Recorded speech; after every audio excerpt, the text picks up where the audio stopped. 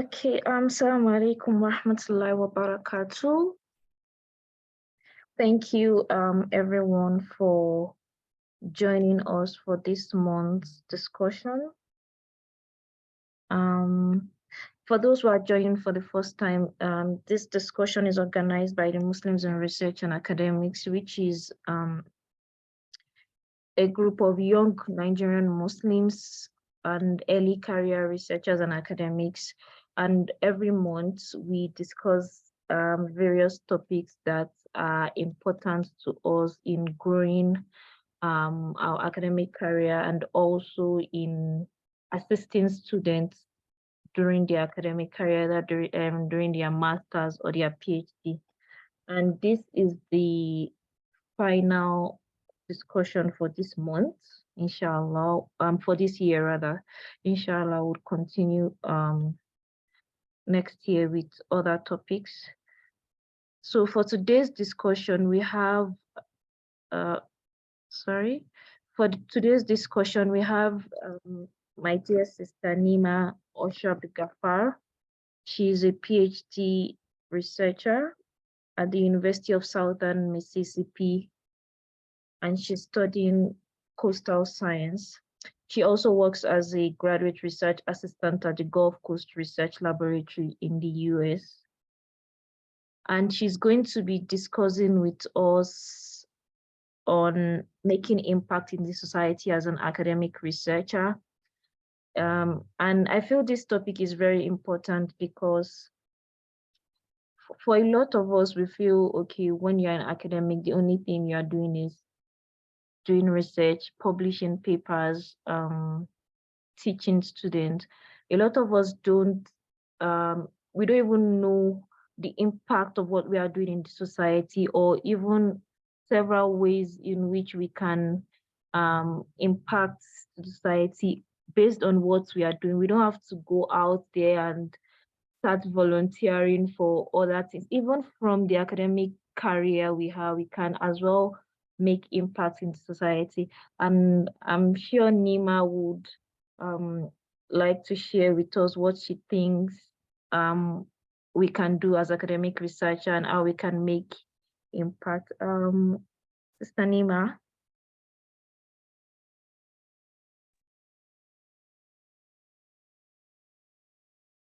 Yeah, Assalamu alaikum, Sister Nimah. Welcome and thank you for honoring our invitation, even with the short notice. Jazakallah khairan. It's and okay. The floor is open for you. All right, Jazakumullah khairan, Sister Zainab, for the invite. I'm so glad to have everyone here. And I would like to also share my screen. Is that okay?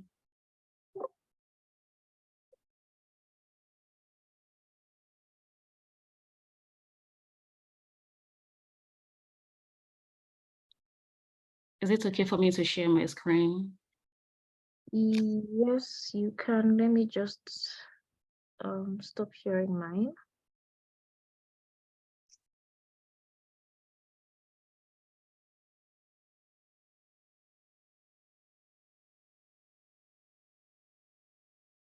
Yeah, you can share now. Yeah.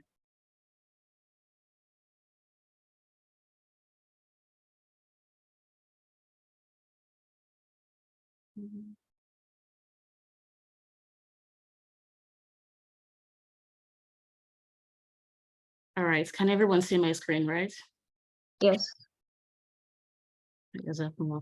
All right, again, this is a very pleasant moment to be here with everyone again. And first of all, I would like everyone to visualize themselves at the end of their research project, creating an impact that will impact life, and everyone is also talking about it. How does that sound? So that is what I'm trying to walk us through today. Again, my name is Nimah Folake Osho-AbdulGaffar. I am a doctoral researcher at the University of Southern Mississippi. Basically, my focus is on quantitative fisheries management. We do computational modeling to make stock prediction for the Gulf of Mexico. And yeah, and in the past, I've worked in let's say just 3 continents so far. I've worked on international developments, I've worked on gender studies, all impacting life directly. And I think it is a better moment to share with you all how to also contribute to the society as an academic researcher. This topic for today is making impacts in the society as an academic researcher. First, the resources I used to build this conversation was from the library resources at the University of the Sunshine Coast in Australia. It serves as the primary source for this presentation. In this presentation, I will provide with guidance on how to begin conducting impactful research, identify institutions and infrastructures that can support impactful research, promote the translation of academic research for the benefit of the society, and also determine how research findings can be translated into community actions. Now, the first step is for you, as a researcher, you have to start from somewhere. Please, do we have anyone that can tell us the meaning of research, the general broad meaning of research? Can anyone volunteer to? Nah, assalamu alaikum. Yeah. Now, I would just simply say research is the ability to want to get to know something probably you don't know, or something that you've already know, but you want to like have and expand knowledge on it. Or you can easily say just to get to know something or to know each more better. Yeah, Jazakumullah. Yes, the research basically, thank you, Sister Barakas. Research basically is about making findings, be curious, to find solutions to problems. And then as an academic researcher, actually, you are trying to find problems to your field. But if you are trying to make impacts to your society, it is not just to the academic environment alone. That is where research impact comes from. Research impact is the contributions the researcher makes to the economy, society, that is beyond the contribution to academic environment. And also when you are doing research that is impactful to the society, it is a kind of an engagement and an interaction between you as a researcher and the end users. Who are the end users? The end users could be the individual in the community, the policymakers, that will directly benefit from the research you are doing. There are lots of ways you can impact your society as a researcher. This can be with academic, within the academic vicinity. By this method, you are trying to create more academic buoyancy to your environment. Like you're trying to create more academic atmosphere, like you're developing new methodologies, new research findings to help your society, your academic environment. Economic impact requires that you are creating a research that will have more monetary benefits to those involved, maybe the industries and so on. For policy research, you are trying to create a research that can help policymakers to give laws that will be beneficial to the communities. For social impacts, these are the direct end users. You are making a research that is going to be beneficial to the end users and improve the quality of life of people. For health, you are trying to make a research that will benefit people's well-being, people's emotional status, people's psychological effects. And for capacity building also, you are trying to create a research that can define new curriculum. And for the environmental impacts, you are trying to make a research that can improve the sustainability of the environment. That is where I major. We improve sustainability of aquatic resources. And for cultural, you are trying to let people understand different perspectives, diversity, and view and beliefs of different people. Now that you already know types of ways you can impact the society as a researcher, then you should ask yourself, what are my research goals? What do I hope to achieve beyond beyond the academic environment? What do I want people to gain? How do I want people to benefit from this research? What is the common trend? What is happening? Like if you're in medical field, what is the trend of what is happening among people's health? How do I want to contribute? I hope you get what I mean. And when you already know this problem, that is the very basic step. You have to be very concise with your research goals, the aim, the problems you are trying to solve. We cannot solve all world problems. We have to be very concise. Then you need to ask, who needs to be involved to make this happen? Who do I need to woo? Who are the policymakers? Who are the influencers that can create this change? Only you cannot do it because you're the academic person. You need someone from outside. Who are they? And when do you want to involve them?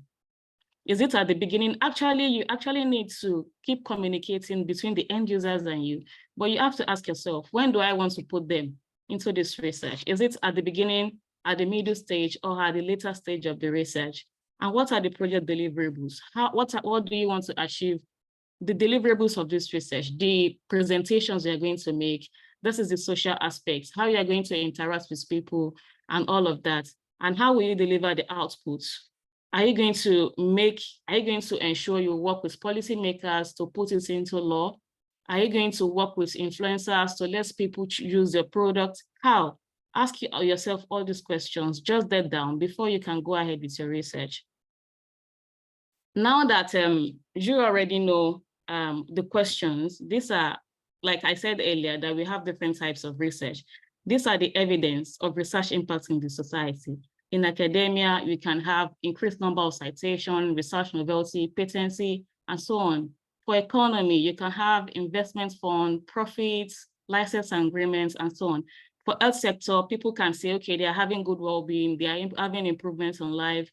For environment, energy consumption, people are building more trees, there is more policies on conservation. And then lastly, for education, you're having maybe published guidelines to improve our educational sector, learning results, students are doing well, people are going to school to study more.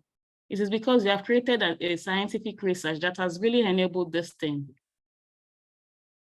Now that you already know how to do, what the questions to query yourself, and then the impacts that can create in your society, the next question is that, how can I gather resources to make this happen? Seek for partnership.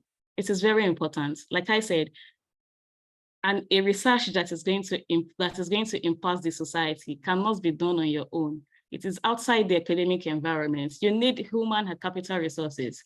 Human resources, your fellow researchers, educators, research participants, and all. And you also need money. Who are going to give you the money? It is the public sector, the non-governmental organizations, the industries, all of them, they will all contribute in one way or the other to your research. And they are all very important to make your dream come true. Now, money is very important to make your research. This is a funding process. We are not really going to deep into that because it is outside the scope of this presentation.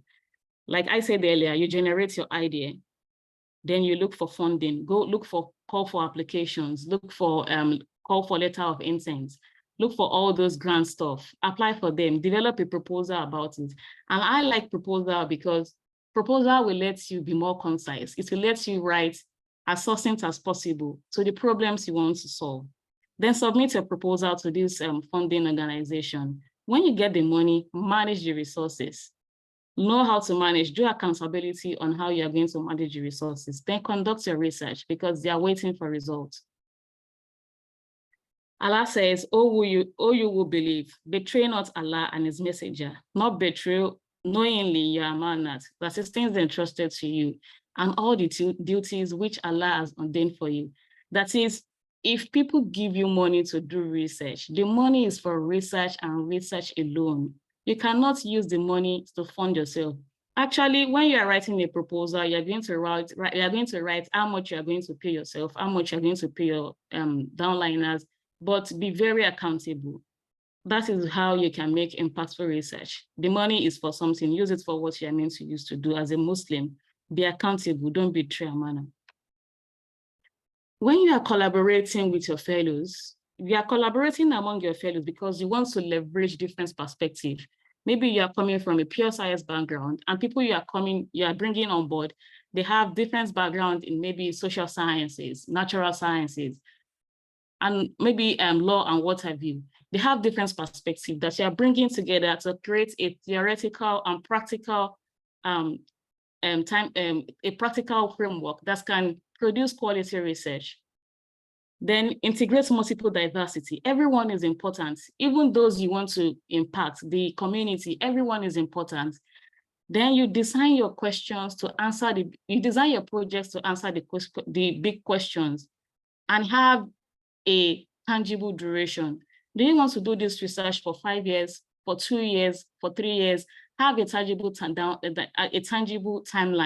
You cannot do research and say that it is for life. No, you have to have when this project is going to end. And that is why it is good to pick your research one bit at a time. Solve this problem. When you solve it, okay, which next are we going to do again? And employ multiple models to answer your questions.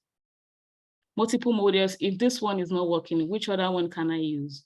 Design the research to be collaborative and inclusive as much as possible, and reflect on assumptions of research and reason for participation. Reflect, ask yourself, what are the hypotheses for this research? Always go back to your hypothesis. Sometimes we call something human bias and then devil intrusion. All these things will come like you want to manipulate your results, but the hypothesis is there to guide you and want to stop you from being biased. So always reflect on your assumption. As a researcher, you have lots of tools to use to make your research come to reality. You will write a lot, you will present a lot, you will do a lot of things, have lots of these Word documents, and also go online. You are doing a research that will affect that is impactful to the society. People are online these days. They talk about things. Go to Twitter, Facebook, YouTube to learn some stuff, LinkedIn to see what is going on in the world, and tap from there what you can do and how you can improve your research. And also, if you are the type that is doing quantitative management, I mean, part of your research, you will do quantitative analysis and you also do qualitative analysis. There are different analysis in research, but the major ones are the quantitative and qualitative. You will analyze with Excel, R software, Python, what have you. You are going to analyze, have all of this. And if you are taking surveys, doing interviews, you are going to use survey monkeys. You can also do the traditional method of using pen and paper to write. But all of these stuffs are very important. And as a researcher, you are trying to leverage on past work. You are trying to go back to past literatures and refine it and modify it to make a better contribution to the society. So you need to make use of reference manager. I often say this, have a reference manager, build a library for yourself. I use Mendeley often. Either it is Mendeley, it is EndNote or Zotero. Have a library where you store all the literatures you are reading. Now that you already know the research tools, now it is now the time for you to manage your research. Number one, you need to understand everyone has a role to play in your research. Don't micromanage. There are some people that want to be everywhere. They want to make sure everything is perfect. If you are doing a collaborative research, everyone is there for a reason. Don't micromanage for everyone. Everyone has a role to play. Let everyone clarify roles and responsibilities. Let the people know their expectations. This is what you're going to do. This is what I am going to do. You will be the one in charge of writing literatures. I'll be the one taking the interviews. Let everyone write their rules. And communicate a lot among your researchers, among your collaborators. If you want to go far, do it alone. If you want to go far and fast, do it with collaborators. That is why it is very important for you to have collaborators in your research. Communicate maybe monthly, weekly, have a time you talk together, talk oftentimes, and don't expect people to don't assume that I assume you're going to do this. No. Clarify roles, just like this is your duty, you have to do is clarify.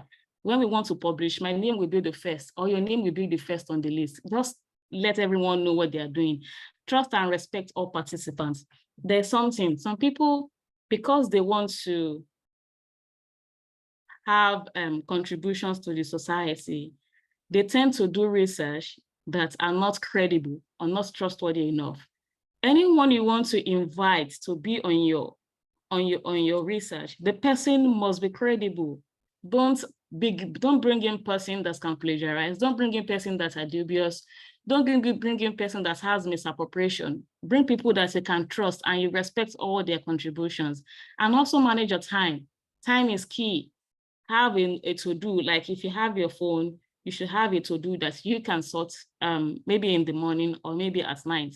Just have a to-do to manage your time. This is what I'm supposed to do from 8 a.m. to 9 a.m. This is Like my advisor will say, it is very good for you to read at least one literature a day. And also it is very good for you to work non-interruptive from like 8 a.m. to 12 p.m. That time, that is the most productive time. Time is key. And have a plan B. If plan A is not working, let's work on plan B just for us to produce results. And when you are on board, there are some signs that there will be problems because there are people from different diverse perspectives. They have different ideas. They are from different backgrounds. There will be problems. People will want to like complain, and all these conflicts will want to arise. Know how to arbitrate. Know how to arbitrate conflict. And then the second reflection is that, oh, you will believe, if you obey and fear Allah, it will grant you upon a criterion that is for you to judge between the right and wrong, or makhwaj, making a way for you to get out of every difficulty, and will expiate for you your sins and forgive you. And Allah is the owner of great bounty. You see, there are problems working as a research, but because you are a Muslim and we rely on Allah a lot, when it gets tough, because I can assure you, research is even tougher. The way we say it, the research is very tough. So Allah will always make a way for you if you believe and you rely on Him for everything. Now that you have done your research, you have to translate it to the community. Knowledge, the process of knowledge translation involved, the first one is you have to exchange, share knowledge with producers and users, feature end users as partners in the research process. Let them get involved as you're doing the research. Let people who are the end users get involved in the research itself and synthesize results of research findings. After you have done your research, you are not just storing the information somewhere. You have to interpret them. You have to provide the results in the context of global evidence. That is where literature review comes in. You have to say, okay, this research I have done is in line with what B did in 2022 or in 2020, but not in line with what C did. And this is how we can make it better. Synthesize, disseminate what you have learned. It is not within the academic environment alone. No, you have to share it at seminar. You have to share it to policymakers, go for proceedings. This is what we also know as the end of grant knowledge translation. Communicate a lot and share them. Use research theory to communicate application. That is when people can get interested and they can put your research into practice, into policies and actions. How do you know that you have done a good research? Number one, it should be accurate and free of bias. Don't be sentimental when you are doing research. In an hypothesis, your answer is either yes or no. Take for instance, my hypothesis for this presentation is that, will I be able to make people understand how to make impactful research to the society? That is a question, it is an hypothesis. And my answer could be yes, I was able to do that, or no, I couldn't. If it is yes, it is a result. If it is also no, it is also a result. So be free of bias and be very accurate, and to even make you more accountable and make it relevant, reliable, and consistent. It should also be timely to what problems, not that you want to do a research that is like it is going to solve the future. It should be something, maybe a future that you're not even there, or maybe people of your generation are there. Let it be something that is very timely and accurate to the recent problem of our time. It should be independently verifiable. People should be able to replicate your research. As a scientist, it is sustainable. And then you should be able to receive feedback and critical review from the audience. People should be able to talk about your research in maybe online social engagement. They should be able to talk about it. This is what this person did. It is very interesting. There's this criticism. It is okay.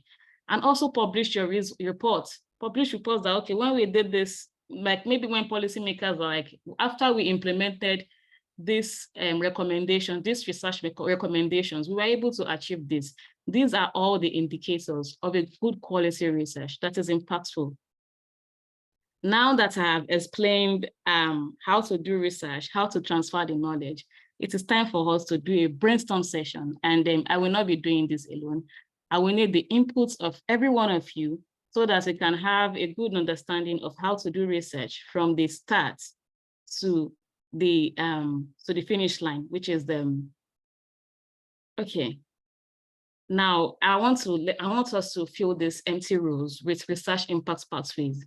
I've done the first one. If you input your time, when you are doing your research, you need to engage stakeholders. and outputs, you will do publications, and you also have to sensitize people, and the results could be that people have improved health. So now, what do you think we can put in row 2 for high? Let's fill this stuff together. What do you think when you check row 2 here? What do you think we come in for input?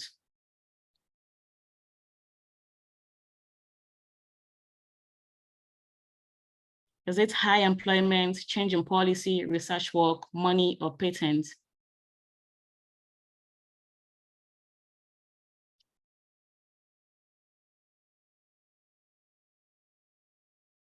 Do we have everyone on board? Someone typed money. Yeah, that's good. That's really correct. Yes, it is money. We input money to make research happen. And then, so what do you think we can put as activities we do as a researcher? Is it high employment, change of policy, research work, patents? You can put research work. Yeah, correct.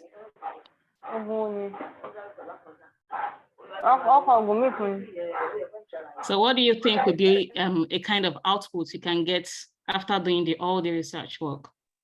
There can be a change in policy. Exactly, change in policy. Oh, sorry, the first output may be, exactly, sorry. Yes, change in policy, thank you. Okay, and then outcomes. You can have high employment.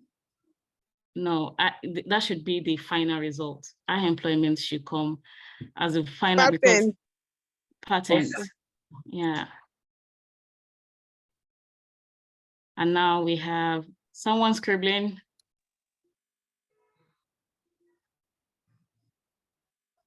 Where's that, please? All right, now high employment. For the second one, for the second row, what do you think can be a good input?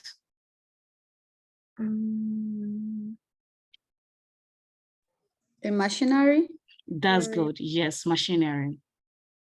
Because sometimes people, maybe people in the industry, they have to create more machineries for scientists to test run. Yeah. And then what do you think can be activities? Maybe a solid strategy. I don't think so. Seminar. I don't think so. Activities you can do as interviews. Thank you. Yes, you ask people, how is this impactful to you? Like make the impact, do the interviews to find the questions, to find people's view about it. And the outputs, what do you think? Seminar. Seminars, exactly. Thank you. And then what again? Improved product. Okay, No, solid strategy. Thank you, solid strategy.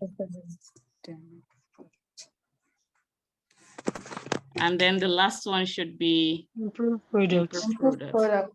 Now, I think, do we have an idea about how it works, how this pathway works now? Yeah, but okay, I have Yes. a question. I know we're still going to talk about the question. So you have to input time, money, machinery. It depends on the project. Activities in the research include stakeholder engagement, research work, interviews if it is a qualitative kind, and outputs could be publications, change in policy, seminars.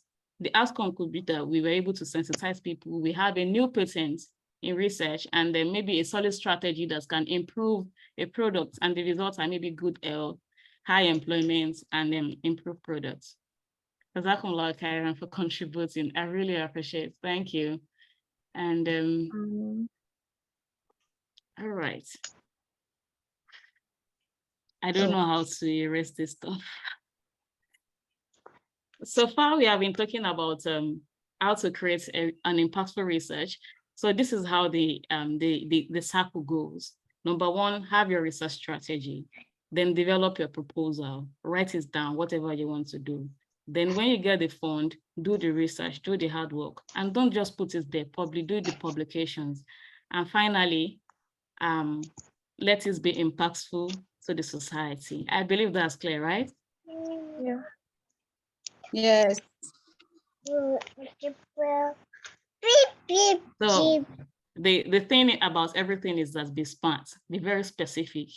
Let it be measurable. It should be achievable. It should be realistic, and it should have a time bound. Don't do a research that will go on for years without a direction. It should have a time bound. This is the third reflection, and it is he who makes the night a covering for you, and the sleep as repose, and makes the day in a shoe. That is, we work during the day, and it is time for us to sleep at night. As a researcher, despite having a lot of time in the laboratory and what have you in your office, you should have enough time, your family time, rest a lot, have fun, play, and also work hard. Everything needs to be balanced. Have a very good work-life balance. I really appreciate your time during this presentation. Thank you for your attention. Jazakumullah khairan. Jazakumullah khairan, Sister Nimah, for this How are you? wonderful presentation. Sorry, let me mute the person talking. Jazakumullah khairan once again for this wonderful presentation. You've been able to teach us. I'll use the word teach because it has really been very enlightening, and you did justice to the topic, if I can say so myself. And in summary, for those that joined later on, Nimah explained a lot of things to us about how to make your research impactful in general. And she told us that there are different types of research impact as an academic, economic, policy, social. Each section has different ways where you can make impact in different forms. For example, in academics, through your publications, through patents, and from the citations you get from your work, you definitely know that your work is making impact in different aspects in health, based on your patients, the way they recover, the results of whatever illness it is. And for environment, probably from planting of trees, energy conservation, different energy conservation method, and the way people see the way people see some of these suggestions and take it into action. Also policy making, speaking with your people in political positions and letting them know the different things they can do is also another way to make impact. Then she also explained several ways you can collaborate among other researchers, because while you are doing your research work or while you are trying to do a project that you feel is going to be a good influence into the society, you can't do it alone. You need the knowledge of different people, and she explained how we can leverage on this by integrating diverse perspective, by designing project that addresses questions, designing the study for tangible duration. And she also mentioned that while you are trying to do a project that you want to be impactful to society, you don't just say that, okay, I want to do this, or I want to do anything. Your project has to be very specific and has to be time conscious, not just, okay, I want maybe next 20, 50 years. It has to be what is needed at a particular time. Maybe this is the problem in, for example, Nigeria. Okay, this is what I feel we can do to solve this now, not a solution that I feel that would be important in 30 or 40 years and won't be important now. So she mentioned that also. She also mentioned how to manage your research, because research is not an easy thing. It takes a lot of effort, it takes a lot of time, it takes a lot of money. She also mentioned how to get grants for your project. Like I said, it takes a lot of money. So there are some cases where you need to apply for grants. for your research. So she said you need to understand that especially when you're collaborating with other researchers, you need to know that everyone has a role to play. And there is need for a lot of communication among collaborators and researchers. Managing our time is key. And while you are doing your research, you should make sure that your research is free of bias. And you need to be ethically conscious also, because if you are doing a research and you are not ethically conscious, it takes the importance of the research away. Imagine you're doing a research on animals or something that that you feel can improve maybe the living condition of a particular animal, and while you are doing the research, you are not there's probably animal abuse or something, then it takes away the impact or the importance of the research. So she also mentioned different things. Because of time, I won't want us to waste so much time. So in case there's any question, please, you can either signify or you put it in the chat box. In the next 10 minutes, we'll take questions. So please, if you have any question, please signify. Okay. Barakat has a question. Please, you can ask your question. Jazakumullah khairan to our presenter. I really appreciate, especially the reflection quotes. It really tells us what we have as a Muslim, and we should know what we are doing as a researcher. So my first question, I actually have 3 questions, I'm sorry. But my first question, you've already seen you alone has already answered a little bit of it, but I just want to hear it from you, because it's been a while I've been contemplating on how do Muslim women present themselves abroad. Like, how are we going to be in that kind of environment and we're not going to have any issue with our jibab? In fact, in 2 days' time, I'm going to be having a 2 interview, and I don't know how to show myself on the screen.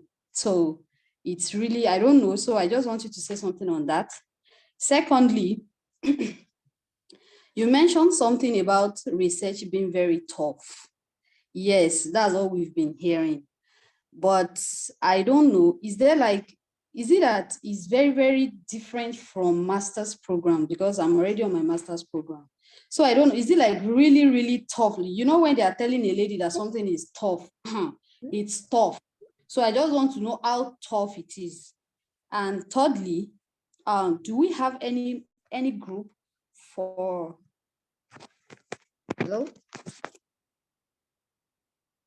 Yes, continue with your question. So do we have any group we can join? Because this particular question, I've been looking forward to answering them for a very long time. So I don't know, maybe there is a WhatsApp group that we can easily have access to our senior researchers and our Muslims, please. So I would love to join. Thank you.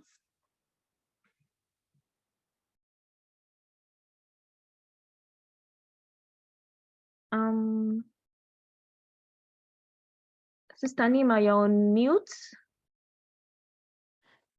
Jazakumullah khairan, Sister Barakas, for the question. So far, what I have seen and what I have perceived in working in overseas, I've worked in 5 countries. I've worked and Germany, Austria, America, and Brussels. And then the thing is that all these people, they are not after your hijab per se. They're actually after your intellect. What are you bringing to the table? Are you going to contribute? It is the back home that we look at people. In fact, they don't really care about what you put on. So it is your own is that there are some things you cannot trade, and your religion is one of them. So if you let them know that you cannot trade your religion for anything, it is fine. And everyone is welcome on board. So far, you want to create a solution to what problems, because we have lots of them and we are looking for people that will solve them. It is fine. With your hijab, you are very good. You always contribute and you always get known. That is what I know. And then the second question is, how is research tough? everything in life is tough. I mean, everything in life is tough. So research is tough, just the way life could be tough because it's part of your life. And you're also like building yourself. If you are doing a PhD and even a master's, to some extent, you are building yourself to be an independent researcher. They want you to think yourself. They want you to write yourself. After your PhD, do you still want to although you still have to do your postdoc, but you are expected to know how to do your research independently. And understand what I mean? They want to let you do things on yourself. They will not tell you all the answers. Sometimes it will take days for you to get answers to a single question. It is not like it is tough. It's just that you have to just use your brain a lot, read a lot. You have to read a lot. And then you ask that, is there any group? There are lots of groups, and I believe admin can maybe give you suggestions after this presentation. All right. I think he had 3 questions. Okay. Sorry, what's the 3rd question again? There's a brother asked a question about research question and hypothesis, and I think it is very important we talk about it. Okay, you can answer that. Now, research question, the first time when I asked you, when I was presenting, I talked about asking yourself questions, like who are the people, how can you make it happen? How can you solve these problems? Research question is about being inquisitive. Like you're just thinking what is this? Why is this like this? How can this happen? How can I make it better? These are just research questions. And hypothesis is very strict. Hypothesis is just yes or no. You are trying to disprove or approve a thought. Hypothesis is very predictive. And that is why in science, if you are doing the statistical part, my lab is more statistical fish management. You'll be using the p-value. Like you have this critical value to determine if we can say yes to this question or no. So hypothesis is answering the yes or no of your research. Research question is about the inquisitiveness of your research. And you also ask about question like this stuffs like Mendel, Grammarly, Q-boats and stuff. I use them. We are not native speakers, and it is nothing. It is okay. We are not native speakers, and we can always get, even the Americans, they also use additional writing assistants. It is okay if you use Grammarly, if you use Q-boats. If you want to do subscriptions for them, it is fine. But there's a cut here. If you don't know some grammar rules, even Grammarly cannot help you. Q-boats cannot help you fine tune if you are not good with some word crafting. If you cannot craft your thoughts very well. So you need to read more books on scientific writing. That is what I will encourage. Read books on scientific writing. It is very different from how we read and how we write. Yeah, thank you, Jazakallah khairan. Miriam, you can ask your question. Mine is more of an observation. For Muslim women who are interested in having a group, joining our Muslimah Flyers, the group where we hold our hands on research and academy as well. So I will drop my number so you can DM me and I'll give you the modality to join the group. Jazakumullah khairan, Sister Nimah. Really appreciate it. You made research look like bread and butter in less than 30 minutes. So I really appreciate it, and I would personally take cognizance of everything that you have explained. Is it possible for you to share the slide with members of the public? Yeah, I'll just type in my my email address. If you can copy it somewhere, then and send me an email and I will forward it, inshallah. That's fine. Someone has asked the last question. That is research. Hypothesis the same as research question. Yeah, I think I've answered already the difference between hypothesis and research questions. Research question is like being inquisitive. Hypothesis is like being direct and predictive. I think the person said research assumption. He said, would we say that research assumption is the same as hypothesis? Yeah. Can I say yes? I would just like be like not so. Okay, I think one of my mentors is here, and I think she will be able to help out. Dr. Fakoya, I don't know if you're here, and you can help us with this question on research hypothesis. She's my mentor and she has done lots of research with lots of grants, and she should be able to answer the question. Yeah. Assalamu alaikum. Wa alaikum salam rahmatullahi wa Yes, barakatuh. I'm here. And I really enjoyed your session, Nimah. So, sorry, what was the question about? That can we say a research assumption is the same as an hypothesis? Assumption, hypothesis. I think yes, because you are trying to validate a question. You are trying to validate if that assumption or maybe an hypothesis is actually true. So it's either yes or no, as she has said. Yeah. So, but then of course, you need an hypothesis to be more factual, to be more scientific. So assumption could be something like an assumption. I've never really used assumptions before.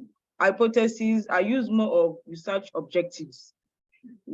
I use more of research objectives in my own case.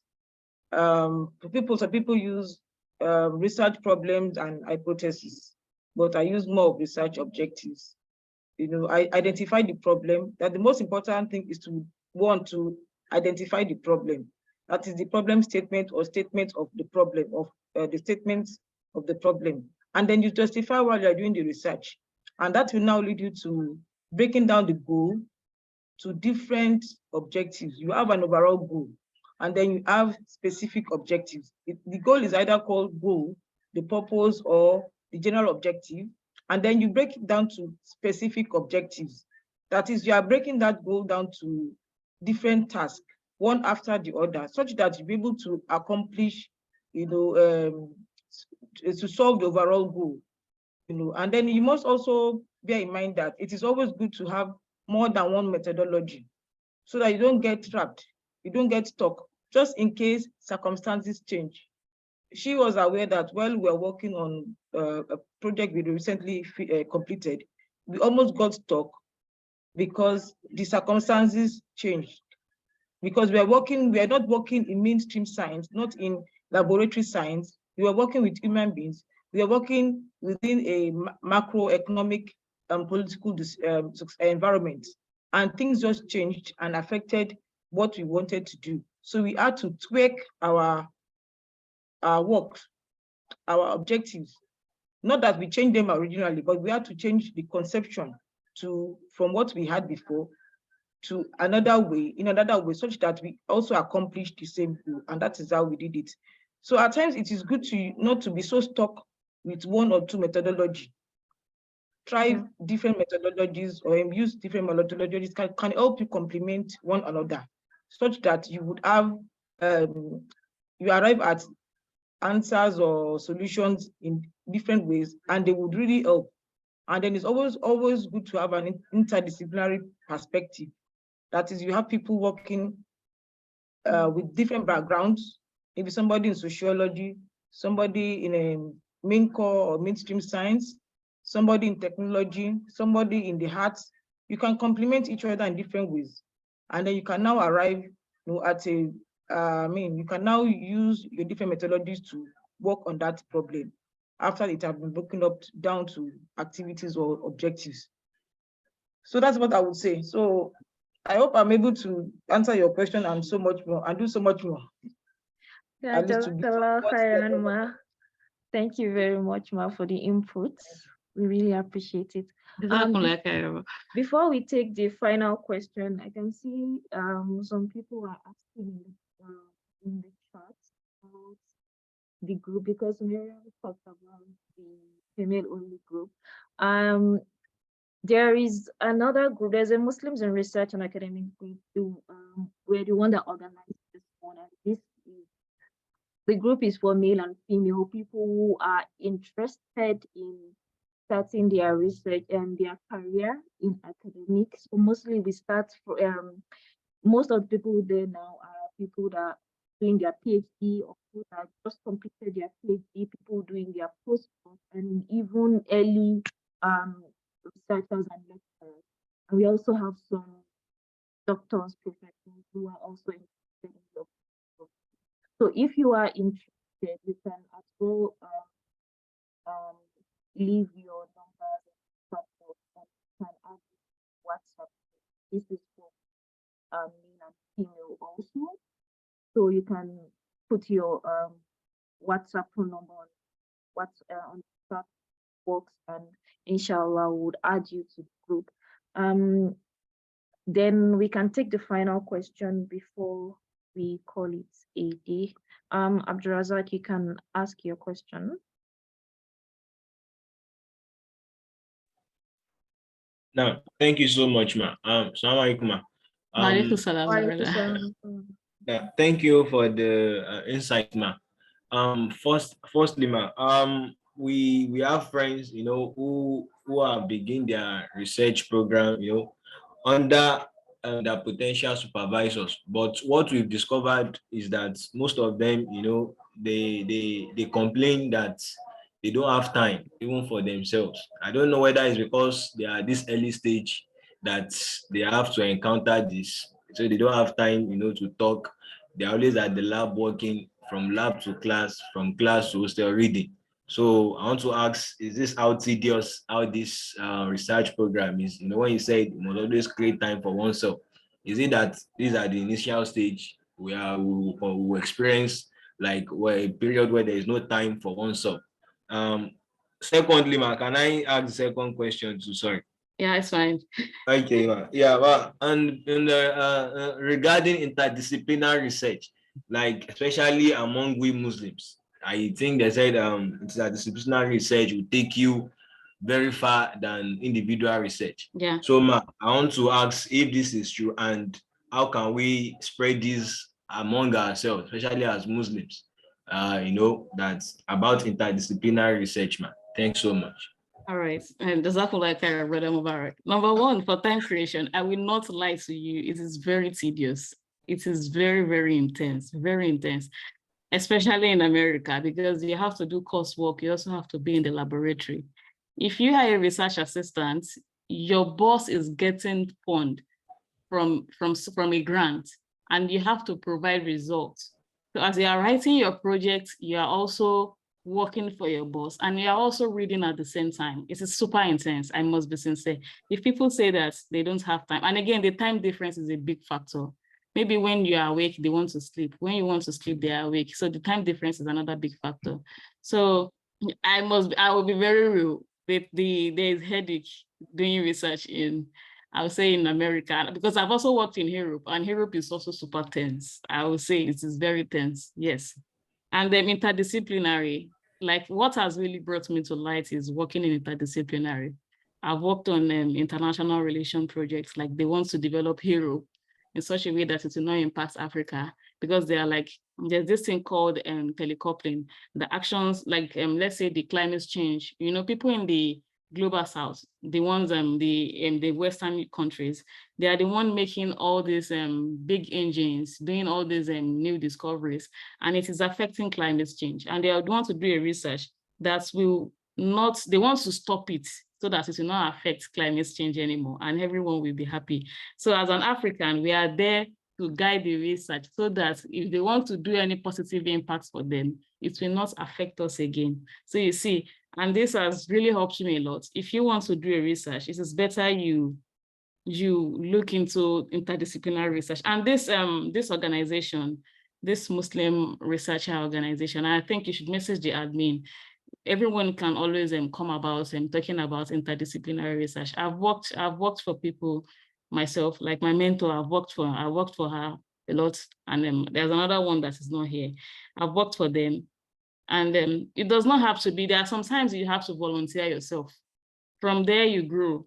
But if you are just after the money, and it may take time, and probably you will go far. You will really go far doing interdisciplinary research than staying in your field. Yeah. I think that's the two questions, right? Yeah, Jazakallah khairan. Yeah. Tunji Aminu also has a question. Assalamu alaikum warahmatullahi wabarakatuh. I don't really have a question. I just want to say a big thanks to the facilitator. You have done a good job, excellent job. Jazakallah khairan. May Allah continue to enrich your knowledge.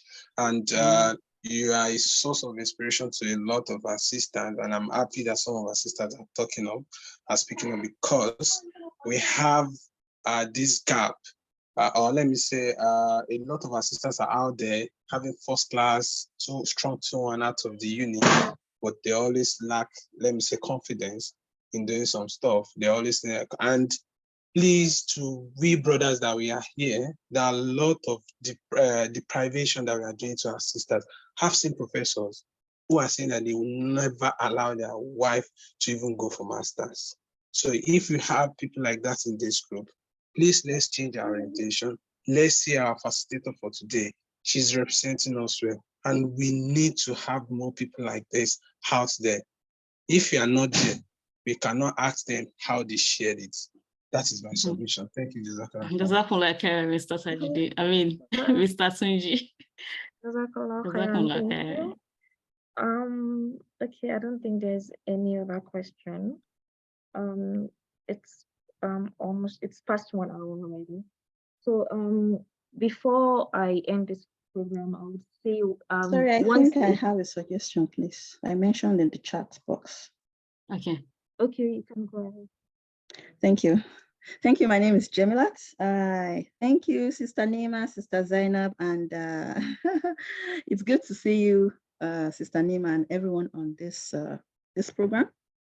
I came in a little bit late, and when Sister Nimah was talking, I think when she was answering the questions, I heard you talking about hijab, sisters, and the likes.